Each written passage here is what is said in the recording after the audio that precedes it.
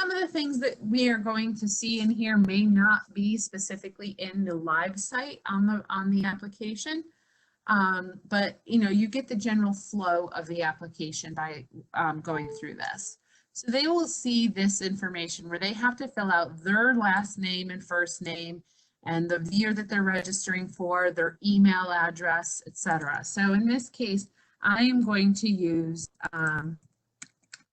Betty Rubble, and that she is registering her children for the 2021 school year. The email address is going to be her email address. She has to include it because all communications are through email. The next thing, there's the option for them to check whether or not the student has attended a district a district school in the past. Obviously, for like pre-K and possibly even kindergarten may not apply. When it comes to the CAPTCHA, they have to put in the CAPTCHA. Select begin registration, and they will get this message letting them know that they are going to receive an email with a link. So based on the email that they put into those fields, they will receive an email link to then go into the application. So when I come into my email, I will see that email. So here's my email, Dear Betty Rubble, and then here it is. Welcome to online registration. Before you begin, please gather the following. The district will customize this email so that it is specific to your district, but this is the general gist of it. What information they need to have ready when it comes to this. The page and application available in Spanish, that's a great question. I'm not sure if your district has set up the translations yet. They should have. They might have. I'm not 100% sure, but the capabilities are there for them to do that. So when it comes to the information, they see what they need to bring. And then down at the bottom is the link to actually get into the application. So when I click on that link, it brings me into that application, okay? So they will automatically be able to see this application, and we see application number 84, that's their application number, and then they have to fill in this information saying that they are who they say they are, okay? Okay, so when they come in here, they also have to sign it with their, their mouse or finger if they're using a touchpad type of thing, but they sign it as best they can, kind of like when you use a card at, on a stylus thing at the grocery store. You're like, oh, I gotta sign this. Okay, it looks nothing like it. I should have been a doctor. All right.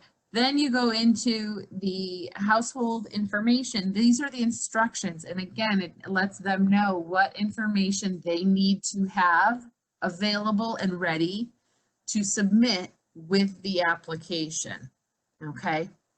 And a little message here that tells them that they are only currently accepting pre-K, etc.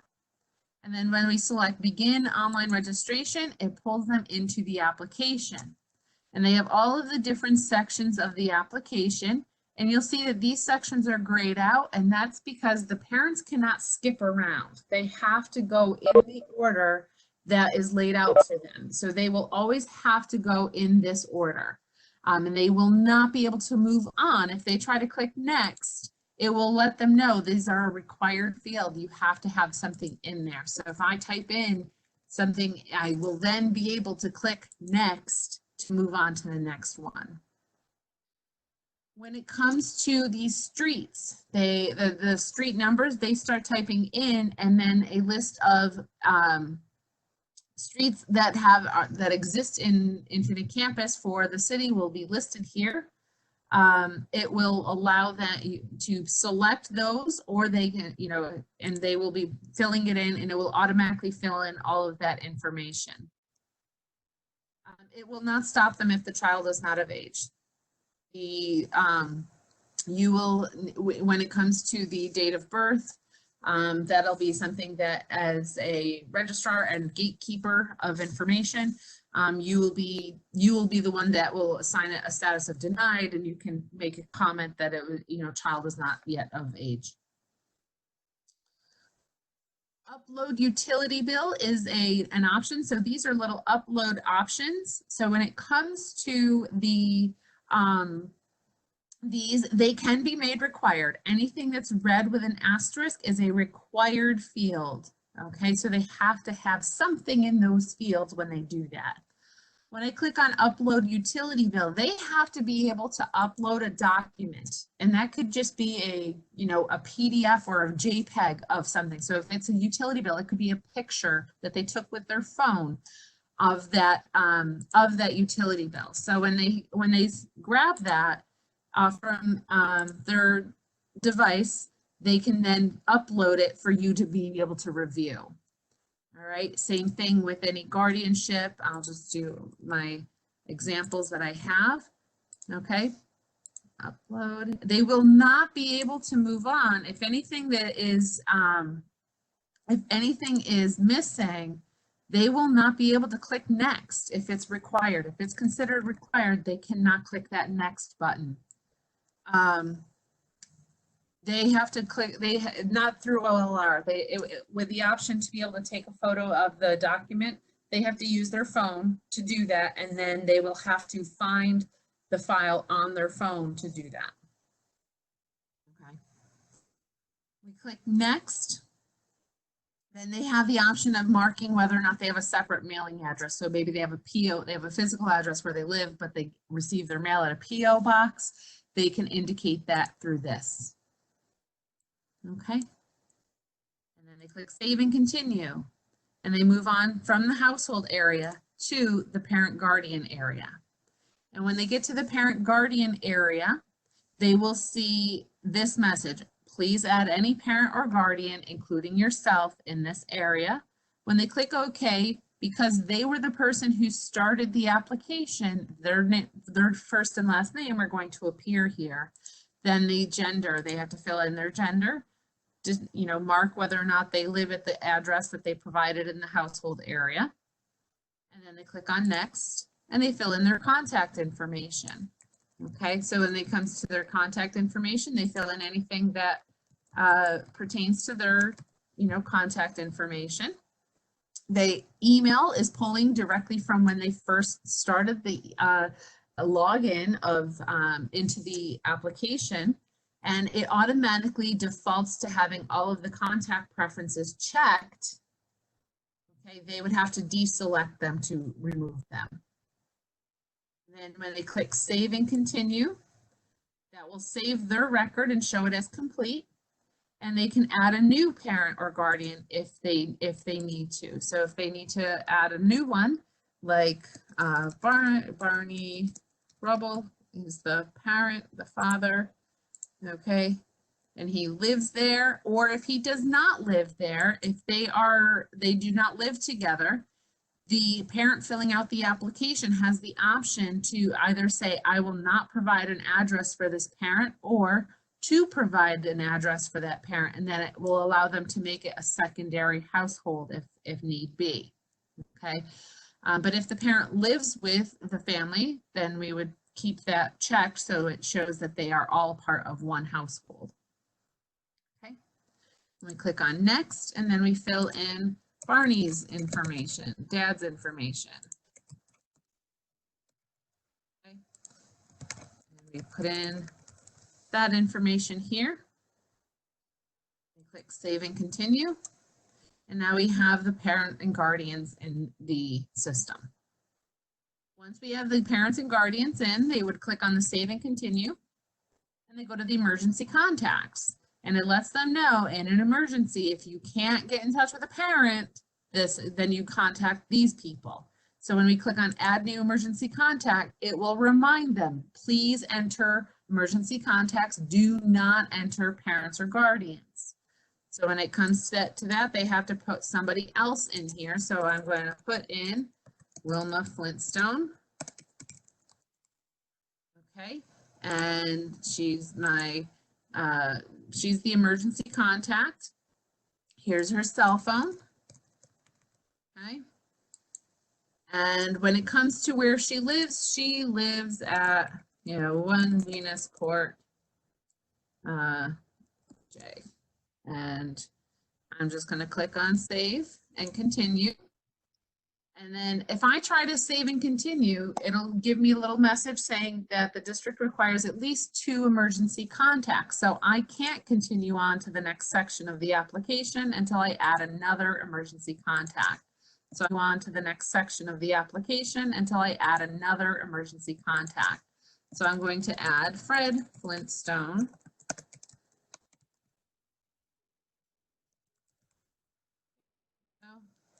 And click next, and I'm going to enter in his information. Okay, next, and then I will also enter in where he lives, which is, what did I say, 5? I don't remember. Venus Court. Okay. And continue. They could add additional emergency contacts. They could add, more, but they have to have at least 2 before they can click save and continue. They can also add other household members, meaning children who are not yet of even pre-K age. All right. So a baby that is, that lives in the household, a younger sibling that's in the household, they could add that here. And they click on save and continue. And this is where they begin to enter students. So we click on add new student, and they begin filling out the student's information. They start off with the instructions up at the top, and then they have, in this case, this is the legal last name. All right, and the first name, oh, I meant to do the Rubble family. I've been working with the Rubbles here. This is Bam Bam. Okay, Bam Bam Rubble, and he's male, and his birth date is, all right, January 1st, 2015, and he's registering for kindergarten. And with the birth country, I need to go in and find United States. Once I find United States, I select it. There we go. And now there is an option for them to select the school based on what's offered here, okay? But if they select that school, there's also this check zone school where they can look for the schools that are according to their address, okay? And then select the correct school here. They can also enter any nicknames, addresses, etc. Get them a library card. Mark that they want them to have a library card, and then upload birth certificate. Again, anything red with an asterisk are fields that they have to fill something into. They have to put something in those fields for it to work. Otherwise, they won't click save and continue. Okay.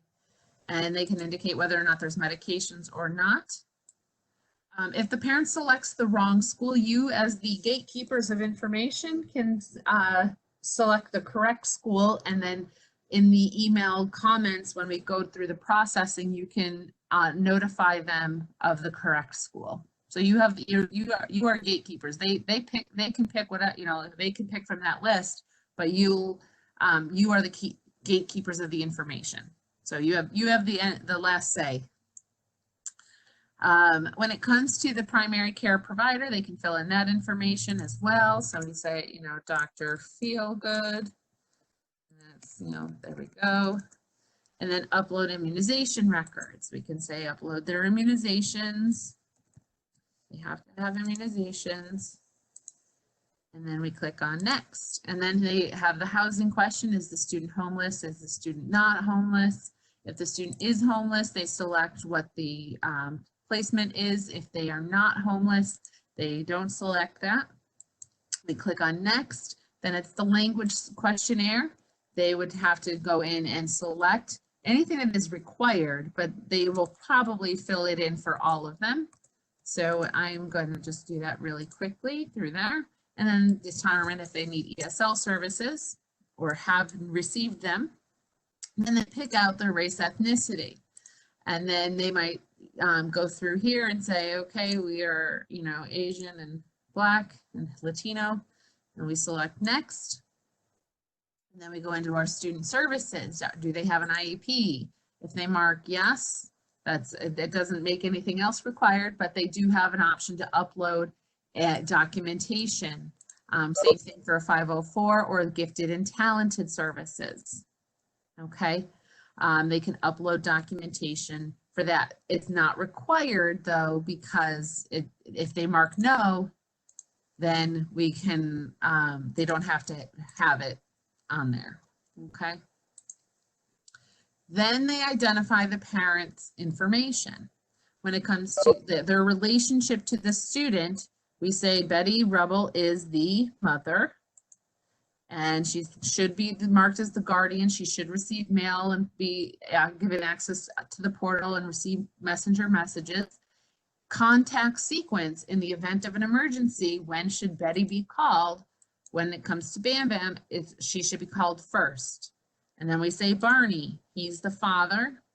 And same thing, guardian mailing portal messenger. That's that step 3 of the census wizard. When you're creating the family and you're marking all those boxes, that's what you're determined. That's what they are already determining and filling out for you. So you don't have to do that. All right.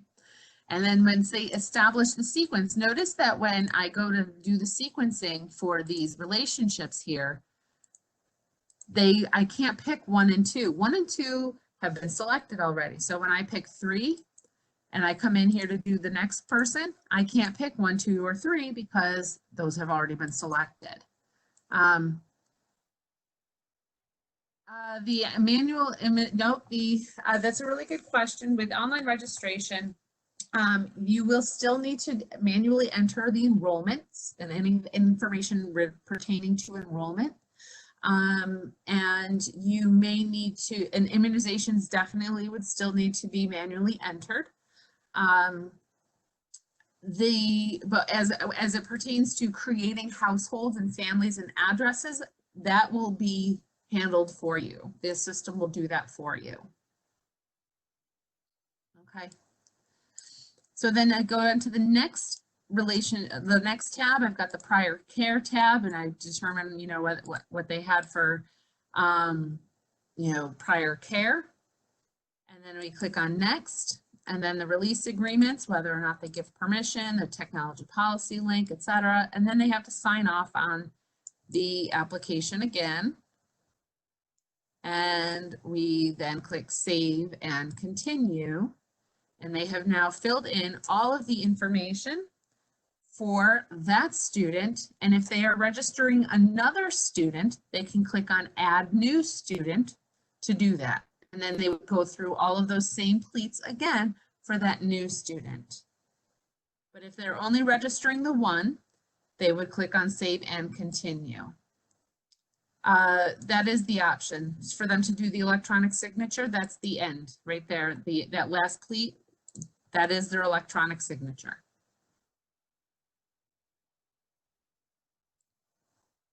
Okay. So once we have gone through this, we can click on save and continue, and the parents will come to this screen where we can see the application PDF summary.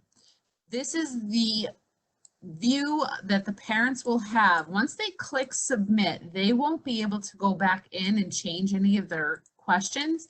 The PDF summary is all of the information that they've entered in on that application. It has their application number, the name of the student, who started the application, for which year are they applying, the household information, including the phone number, the home address, the documents that have been uploaded to the application, the parent information. There's parent 1's guardian information. There's parent 2's guardian information, the emergency contact information, emergency contact number 2, and then we have student information. All of the information lives on this one little sheet. And then at the end is that signature that they started with, that they finished it with, and then they have the one that they started the application with. So we have this whole thing is everything that the parent has submitted. They will have access to this and only this. If a family is in the adoption process and it is not able to secure all the documents required by the district, is household, if they're not in the, if they're not required, that's a great question for policy and procedure. I am not really sure, Cassandra, what their process will be for that. The district will have to answer that question for you. Is household income based on legal guardian or birth parent? Again, that's another question for the district. I don't have the answer to that one.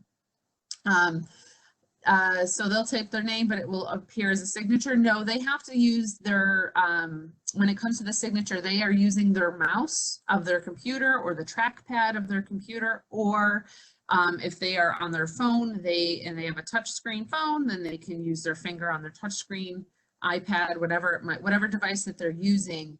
They will have to, you know, find their way to create that signature. Okay.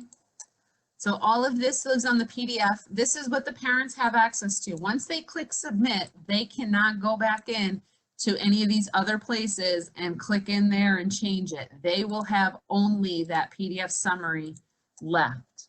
Okay. When they click submit, another thing that they need to know, and this is something that could happen, where you could get a phone call from a parent saying, I submitted my application, but I never heard anything back on it. Could you help me out? And then you look to see, and it wasn't submitted.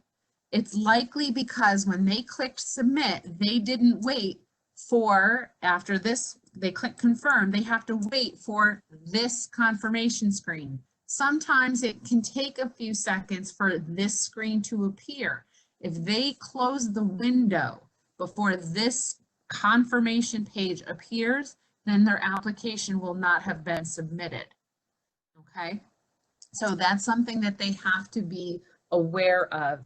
And in that case, they would have to go in and go back into their application and resubmit and click submit and wait for that confirmation page, and then it will have been submitted.